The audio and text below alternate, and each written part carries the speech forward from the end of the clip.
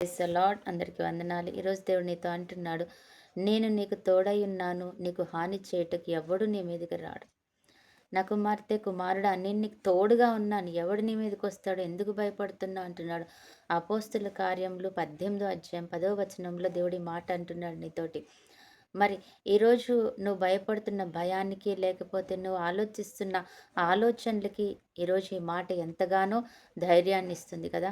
అవును, ఆయన అంటున్నాడు, నేను నీతోనే ఉన్నాను, నీకు నేను తోడుగా ఉన్నాను, నువ్వెవ్వరి గురించి దేని గురించి భయపడకు, ఏది ఎంత మాత్రము నీకు హాని చెయ్యదు చేయనీయడు.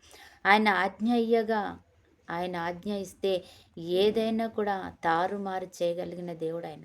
అవునా కదా. నిజమే. ఆయన మాట అంటే మాట. ఆయన మాట ఇచ్చాడు ఒక మాట. లాజరు బయటికి రాని అద్భుతం జరిగింది అక్కడ. తారుమారు జరిగిపోయింది. శవపేటికలో ఉన్న మరి లాజరు బయటకొచ్చేసాడు.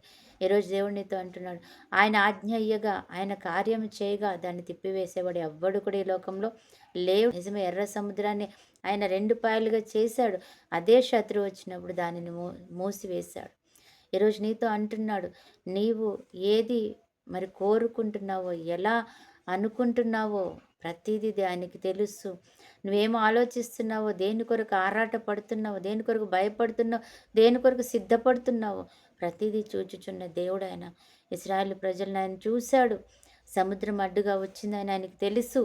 ఆయన వెంటనే దాన్ని 2 పాయలు చేశాడు. ఈరోజు నీ కొరకు కూడా నీ సమస్యను చీల్చగలిగిన గొప్ప దేవుడైన ఆయన నీకోసం, నీకంటే ముందుగా నడుస్తున్న దేవుడైన, నీకంటే ముందుగా కూడా నీకోసం ఆలోచిస్తున్నాడు ఆయన. నీ కొరకు ఆయన కార్యం సిద్ధం చేసి పెట్టాడు. నువ్వు భయపడొద్దు. దేవునికి మహిమ కలుగును గాక. అటు కృపా దేవుడు మనకి ఇచ్చినందుకు వందనాలు. ఆమేన్.